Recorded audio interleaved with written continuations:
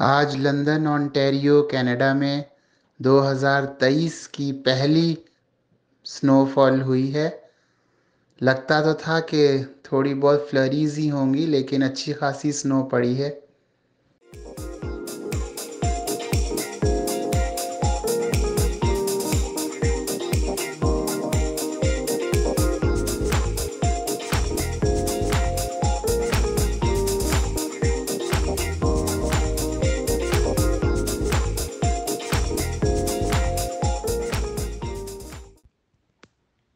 जज्बों पर जब बर्फ जमे तो जीना मुश्किल होता है। जज्बों पर जब बर्फ जमे तो जीना मुश्किल होता है।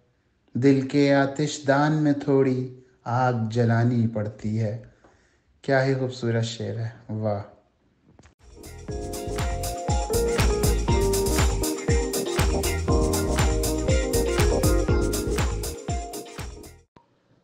यकम नवंबर 2023 सुबह के मनाजिर हैं। रात को लंदन ओंटारियो कनाडा में सीज़न की पहली स्नोफॉल हुई है। अब सुबह के मनाजिर हैं, कितना खूबसूरत मनाजिर हैं। और दरख्तों पर स्नो बहुत ही खूबसूरत लग रही है।